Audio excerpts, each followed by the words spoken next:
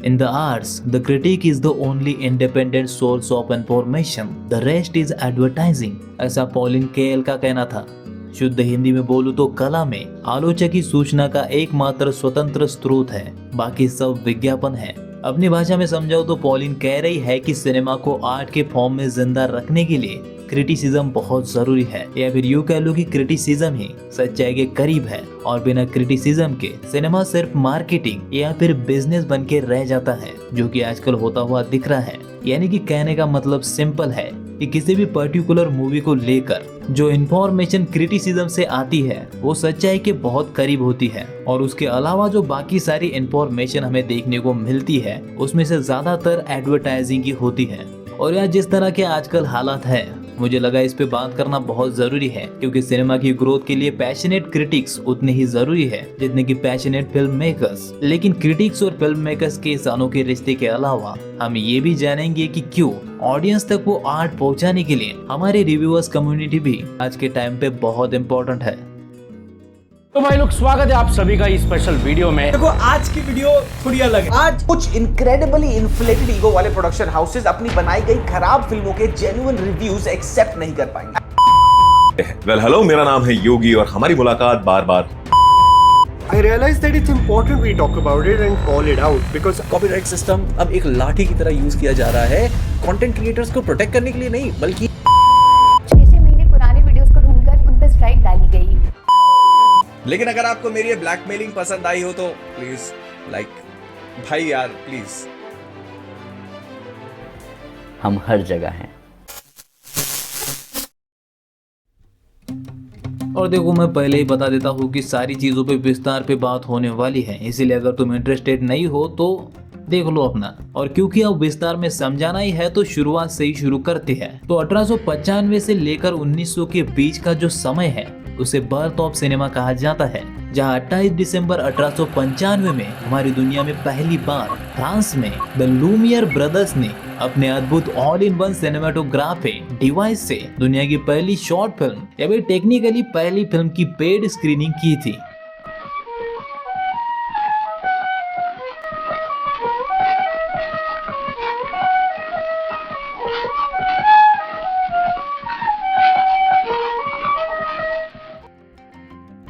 इनके बारे में जान के मुझे राइट ब्रदर्स की याद आ गई। अगर तुम्हारा भी कोई भाई है, मतलब कि तुम इतिहास में नाम दर्ज कर सकते हो। खैर ये सुन के शायद तुम्हें हैरानी होगी, पर उस समय पे पहला क्रिटिसिज्म या फिर कह सकते हैं कि शुरुआती दिनों का क्रिटिसिज्म एक्चुअली में जर्नलिज्म ही था, क्योंकि उस वक्त ये किसी अजूबे से कम नहीं था। इसलिए बजाय स्टोरी, सिनेमाटोग्राफी, कैरेक्टर डेवलप और बाकी सारी टेक्निकल चीजों के अलावा चलती हुई तस्वीरें किस तरह से स्क्रीन पर दिखाई जा रही है, इसके बारे में डिस्क्राइब किया गया था। और फिर 1907 से लेकर 1910 के बीच फिल्में लंबी बनने लगी, जिसका ध्यान कहानी पे ज्यादा होता था। और फिर तब फ्रांस की कुछ छोटी छोटी मैगजीन्स ने इन फिल्मों की रिव्यूज करना स्टार्ट कर दिए, और उसके करीब 10 साल बाद सिनेमा को as a global art form की तरह सराहा जाने लगा। और यहाँ पे इम्पोर्टेंट बात ये है कि सिनेमा को पहली बार इस नजरिए से देखने वाले भी क्रिटिक्स ही थे, जहाँ 1911 में इटली के रिचर्डो कनिडो ने सिनेमा को 6th आर्ट का नाम दिया था, जिसे कि फिर बाद में 7th आर्ट कहा जाने लगा। और अगर हमारे समय की बात करें तो इसे अब मॉडर्न आर्ट के नाम से जाना जाता है, जिसमें painting, music, dance, architecture, sculpture and poetry के अलावा भी बहुत सारी और भी चीजों का यूज होता है। खैर ट्रेडिशनल क्रिटिक्स सिनेमा के लिए कितने ज्यादा इम्पोर्टेंट रहे हैं और उनका सिनेमा के प्रति क्या योगदान रहा है, इस पे भी हम आगे आएंगे। लेकिन उससे पहले जरा रिव्यूअर्स पे भी आते हैं।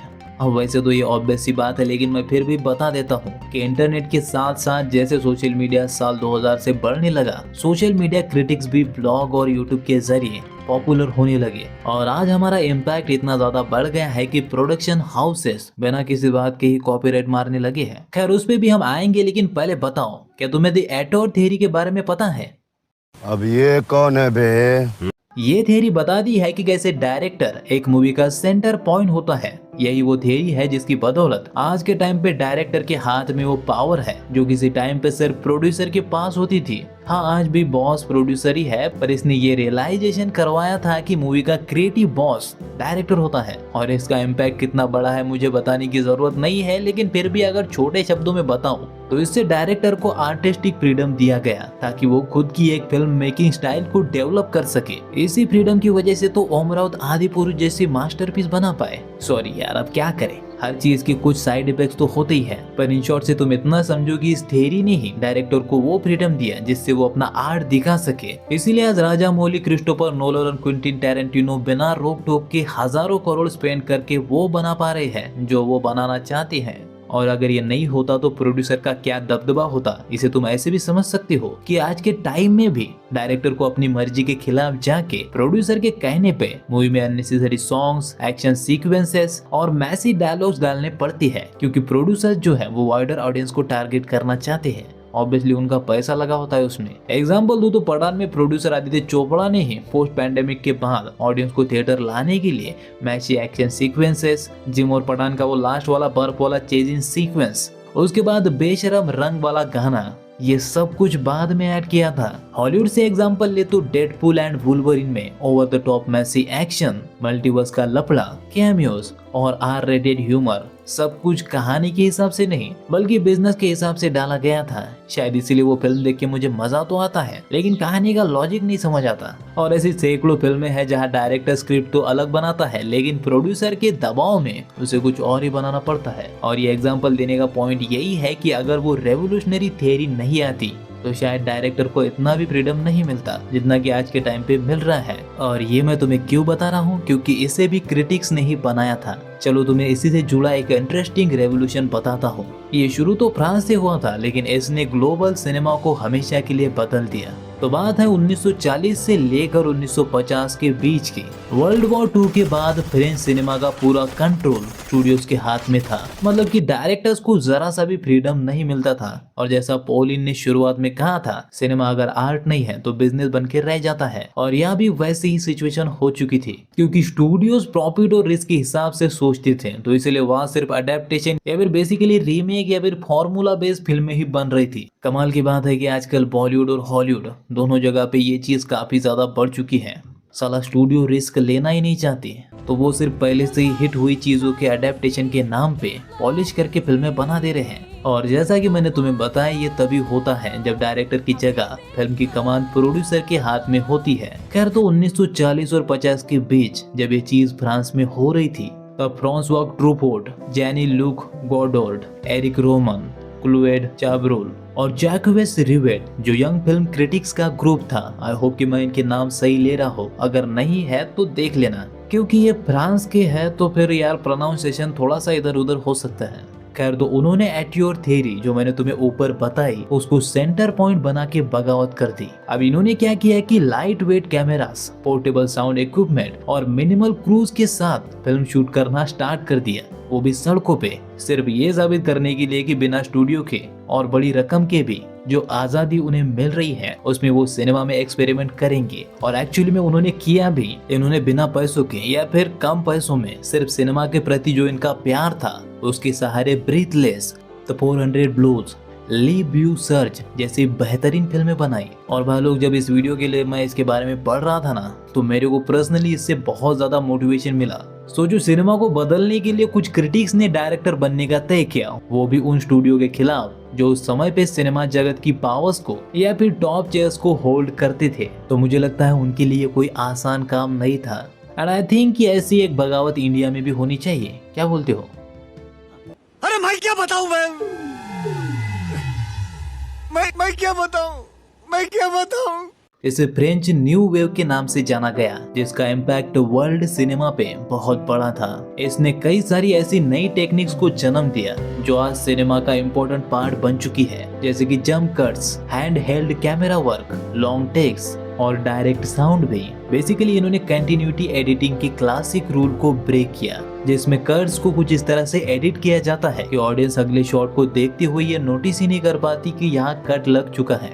या फिर नेक्स्ट शॉट आ चुका है। ये एक्चुअली में एक बहुत बड़ा टॉपिक है, इसलिए उधर नहीं घुसते। पर उसके अलावा फ्रेंच न्यू वेव में कहानियों को लेकर भी काफी सारे एक्सपेरिमेंट हुए, जहाँ ट्रेडिशनल नरेशन से हटके अब कहानियां आम इंसानों पे भी होने लगी। बेसिकली जो ट्रेडिशनल कहानियां थे उसमें हमेशा हीरो जो है वो एक खास आदमी था, यानी कि राजा, महाराजा या फिर अमीर। लेकिन यहाँ पे वो हमेशा खास राजा या अमीर ना होके एक गरीब या फिर नॉर्मल आम इंसान भी हो सकता था। और इसी का इम्पैक्ट तुम इंडियन सिनेमा में भी देख सकते हो, जहाँ पे हमें दीवार से लेकर शोले तक सैकड़ों फिल्मों में गरीब या फिर आम हीरो को दिखाया गया है। और मुझे याद आया कि मिथुन दा का तो पूरा करियर ही इस पे बना था, मतलब कि उनकी हर फिल्म में वो गरीब ही रहते हैं। यही नहीं बल्कि उन्होंने कैरेक्टर्स को भी उन क्लासिक अच्छाई बुराई वाले दायरे से हटा के एकदम बीच में रखा, मोरालिटी के एकदम सेंटर में। मतलब कि ट्रेडिशनल पुरानी फिल्मों में हीरो बहुत अच्छा होता था और विलन उतना ही बुरा। तो यही वो सिनेमा की क्रांति थी जिसने हमें एंटी हीरोज और ग्रे कैरेक्टर दिए, जो कि आजकल लोगों को ज्यादा ही पसंद आती है क्योंकि वो रियलिटी के ज्यादा करीब होते हैं।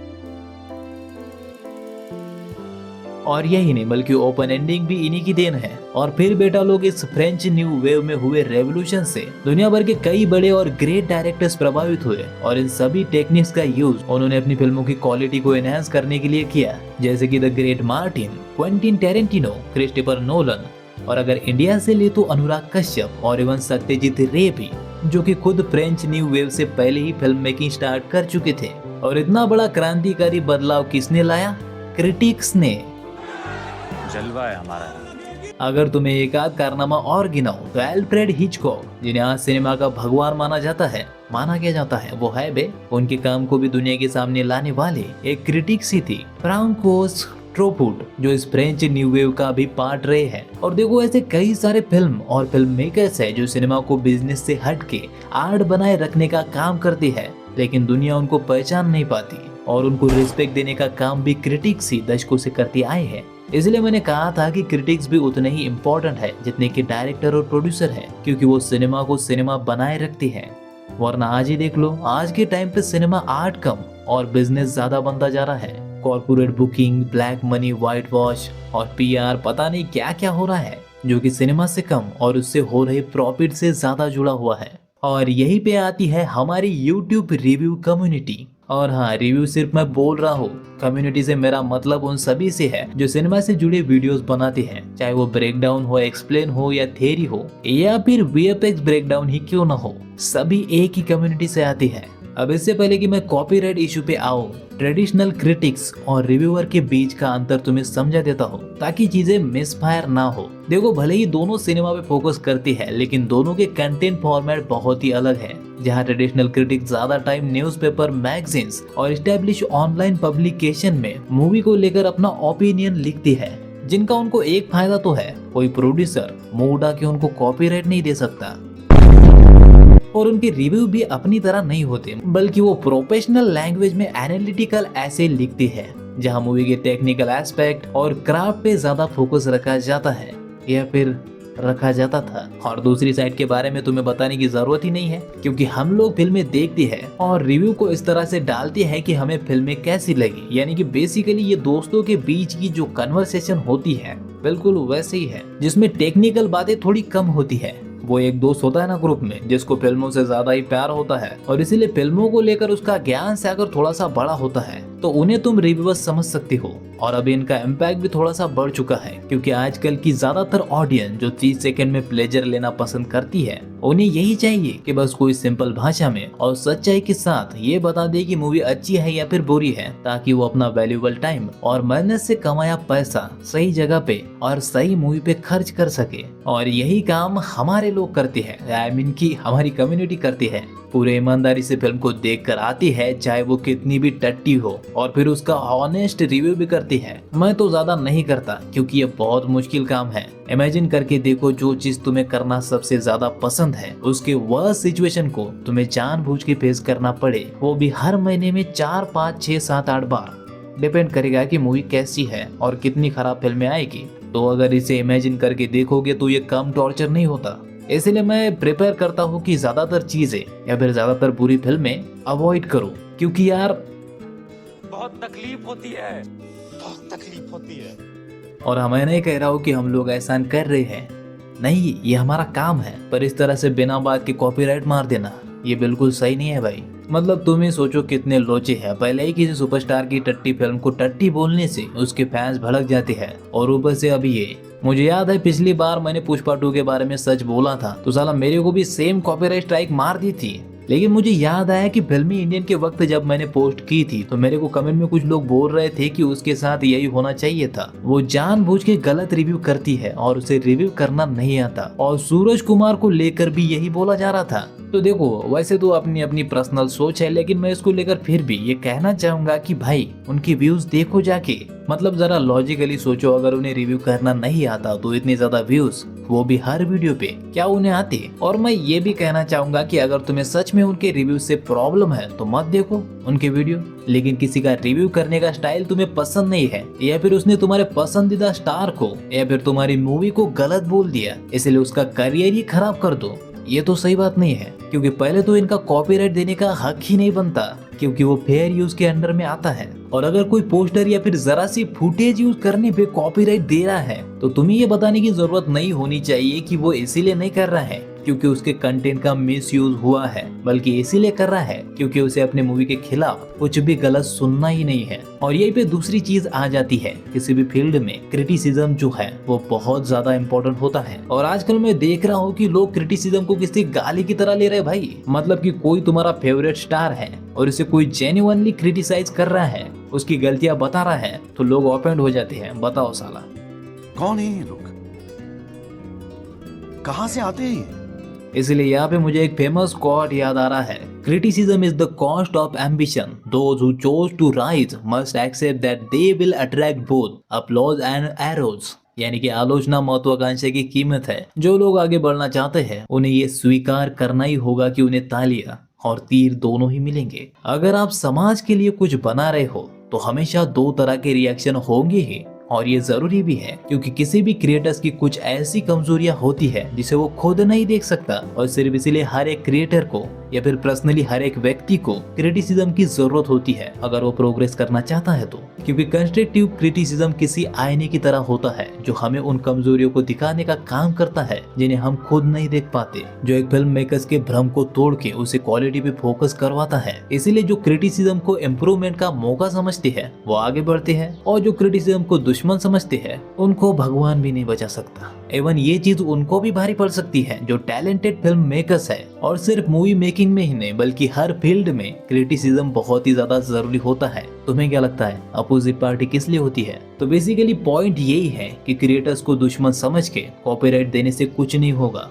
कुछ लोगों को मैंने देखा है जो हमेशा हर फिल्म का नेगेटिव रिव्यू करते हैं। I don't know why man. कुछ रिव्यूअर्स को RRR और बाहुबली जैसी फिल्में भी अच्छी नहीं लगी। अब मैं समझता हूँ कि ये वो लस्सुन लोग हैं जो हर इंडस्ट्री में होते ही है, पर मेकर्स को ये बात भी समझनी पड़ेगी कि एक मूवी के हिट होने के पीछे रिव्यूअर्स का कितना इम्पैक्ट होता है और आप उनको टेक डाउन करने के लिए कितना इम्पैक्ट मार रहे हो। अच्छा चलो समझते हैं कि ये किस तरह से वर्क करता है। देखो जितना मुझे पता है ज्यादा से ज्यादा 2 या फिर 3 मिलियन के बीच में हम में से जो टॉप पे बैठे यूट्यूबर्स है उनकी व्यूज आती है। वो भी ये चीज तब होती है जब मूवी बहुत ज्यादा हिट निकलती है, लाइक एनिमल, वरना तो टॉप के क्रिएटर्स भी 6-7 लाख के ऊपर नहीं जा पाते, वो भी हाईएस्ट है। और एक इम्पोर्टेंट पॉइंट ये भी है कि जो लोग हमारा रिव्यू देखते हैं उनमें से भी बहुत सारे लोग मूवी को डाउनलोड करके ही देखते हैं। अगर इनका नंबर निकालने जाए तो बहुत शॉकिंग हो सकता है। और जब मैंने सर्च किया तो पता चला कि इंडिया में अप्रोक्सीमेटली 15-16 करोड़ लोग ही है जो कि 2024 में थिएटर गए थे। और इनमें भी अगर छांटने जाओगे तो जो लोग सिर्फ फेस्टिवल पे ही थिएटर जाते हैं वो रेगुलर व्यूअर्स से कट हो जाएंगे, तो रेगुलर थिएटर जाने वालों का नंबर और भी कम हो जाएगा। जबकि इस नंबर से इंडिया की पॉपुलेशन बहुत बड़ी है, और यही नहीं बल्कि मूवीज देखने का शौक भी लोगों का नेक्स्ट लेवल पे है। अब ये चीज भी अपने आप में वैसे ही एक नया टॉपिक है, जिस अगर मैं रीजन ढूंढने जाऊँ तो इस पे भी एक अलग से वीडियो बनानी पड़ेगी। जैसे कि इसका एक रीजन ये भी है कि थिएटर्स हर जगह पे अवेलेबल नहीं है, या फिर इंडियन सिनेमा ऑडियंस को कवर करने में नाकाम रहा है। देखिए चाइना ने अभी ऑलमोस्ट 1 लाख थिएटर बना लिए, अमेरिका में 35,000 है, हमारे पास 9,000 है, जिसमें आधे साउथ में है। तो रेस्ट ऑफ इंडिया में आधे मतलब 4,500 5,000।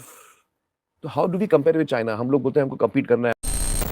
लेकिन जो अपना मेन पॉइंट है वो ये है कि रिव्यू देखने वाले 6 और 20 लाख के बीच में है और जो एक्चुअल ऑडियंस थिएटर जाती है वो 15 से लेकर 16 करोड़ के बीच है। तो भाई वैसे भी कोई कंपैरिजन बनता नहीं है। अगर आपकी बुरी फिल्म को भी सभी ने अच्छा रिव्यू दिया है तो भी वाइडर जो ऑडियंस है वो रिव्यू देखती ही नहीं है। और देखो जो सारे नंबर मैं तुम्हें बता रहा हूँ वो परफेक्ट नहीं है, लेकिन हम ऐसे ही अनुमान लगा सकते हैं। और वैसे मैंने एक रिपोर्ट भी पढ़ी थी कि जो सारे रिव्यूज आजकल आते हैं उनका किसी भी मूवी के बॉक्स ऑफिस पे अच्छा या फिर बुरा 20% का ही असर पड़ता है, वो भी शायद स्टार्टिंग के एक हफ्ते में ही, क्योंकि उसके बाद मूवी कैसी है सब उसी पे डिपेंड करेगा। तो इतनी बड़ी महाभारत सुनाने के पीछे मेरा जो मकसद था वो यही है कि रिव्यूअर पे कॉपीराइट देने में और लीगल नोटिस निकालने में टाइम और पैसे बर्बाद बिल्कुल मत करो, क्योंकि आखिरकार जनता ही जनार्दन है। पब्लिक अब बहुत शाणी हो गई है, उन्हें अच्छी फिल्में और बुरी फिल्मों में अंतर करना आता है। कोई कितना भी बुरा रिव्यू करे, अगर मूवी अच्छी है तो लोग उसे देखने जाएंगे ही और थिएटर में जाके सेलिब्रेट भी करेंगे,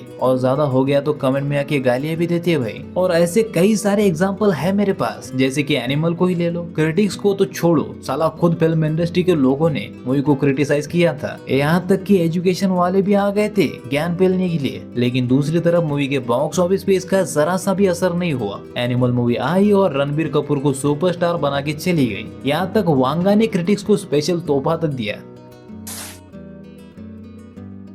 तो गेम को जरा समझो, जो बड़े डायरेक्टर्स है वो जानती है कि इन द एंड सब कुछ पब्लिक के ही हाथ में है, इसलिए फिल्म अच्छी बनाओ। अगर कोई रिव्यूअर तुम्हारी फिल्म को जेन्युइनली क्रिटिसाइज कर रहा है तो अपनी गलतियों से सीखो, और अगर कोई फालतू बकवास कर रहा है तो सिंपली उसे इग्नोर करो। खैर, तो अब एक और इंटरेस्टिंग सवाल पे आते हैं। तो जैसा कि मैंने तुम्हें शुरुआत में क्रिटिक्स सिनेमा के लिए कितने इम्पोर्टेंट है ये एक्सप्लेन किया था, तो सवाल ये आता है कि क्या उन्हीं की तरह रिव्यूअर्स भी उतने ही इम्पोर्टेंट है। अब देखो, मैं अपनी कम्युनिटी की तरफदारी नहीं कर रहा हूँ, पर ये बिल्कुल सच है। हमारे बिना सिनेमा में कोई रस नहीं रहेगा, क्योंकि हम वो है जो ऑडियंस को दिखाते हैं कि मूवी में क्या खास बात है। या फिर यूं कह लो कि 3-4 महीने, साल भर या फिर 2-3 साल के बाद भी हम ही होते हैं जो कि मूवी के बारे में इंटरेस्टिंग बातों पे वीडियो बनाते हैं। हाँ, अब मुझे पता है कि कुछ होशियार चंद बोलेंगे कि हमें वो खास बातें पहले से ही पता चल जाती है, लेकिन मैं उन 1.5 शैनों की बात नहीं कर रहा हूँ जो बिना कुछ जाने ही ये समझ लेते हैं कि उन्हें सब कुछ पता है। मैं उस जेन्युइन ऑडियंस की बात कर रहा हूँ जो कि मूवी देखने के बाद कुछ सवालों के जवाबों को जानने के लिए बेसब्र रहती है और उनके सवालों के जवाब देते हैं हम। और ऐसा भी नहीं है कि हम उनसे ज्यादा जानते हैं, नहीं, बल्कि बात है यहाँ सिनेमा को लेकर प्यार की। अगर मैंने कोई फिल्म देखी है जो मुझे बहुत पसंद आई तो मैं उसके बारे में बात करना चाहता हूँ, और सिमिलरली उसी तरह जेन्युइन ऑडियंस भी मूवी देखने के बाद उसी तरह से बात करने के लिए बेसब्र रहती है। और हमारे जो वीडियोस होती है वो सारे सिनेमा लवर्स को या फिर हम सारे सिनेमा लवर्स की कम्युनिटी को जोड़ने का काम करती है। और ये थियरीज बनाना, एंडिंग एक्सप्लेन करना, हिडन डिटेल्स या फिर रिव्यू, तुम्हें क्या लगता है ये सिर्फ पैसे के लिए है? नहीं भाई, वी लव सिनेमा और हमें उसकी बातें करना पसंद है, और सिर्फ इसीलिए हमारी पूरी की पूरी कम्युनिटी इम्पोर्टेंट है, क्योंकि हम मूवीज का वो रस जिसे प्रोफेशनली आर्ट कहते हैं उसे हमारे इमेजिनेशन से वीडियो के जरिए जिंदा रखने का काम करती है। यही नहीं बल्कि किसी डायरेक्टर के सालों पहले क्रिएट किए गए आर्ट को उजागर करती है और ऑडियंस तक पहुंचाती है। ये शायद तुम्हें काफी पोएटिक साउंड कर रहा होगा, पर देखो ये सच है कि जितने भी यूट्यूबर्स हैं जो कि सिनेमा के अराउंड कंटेंट बनाने का काम करते हैं वो मेरे हिसाब से मूवीज को इंटरेस्टिंग बनाने के लिए बहुत ज्यादा इम्पोर्टेंट है। या फिर मे भी ये कहना सही होगा कि डायरेक्टर्स के आर्ट को सेलिब्रेट करने के लिए या जिंदा रखने के लिए हमारी कम्युनिटी जरूरी है।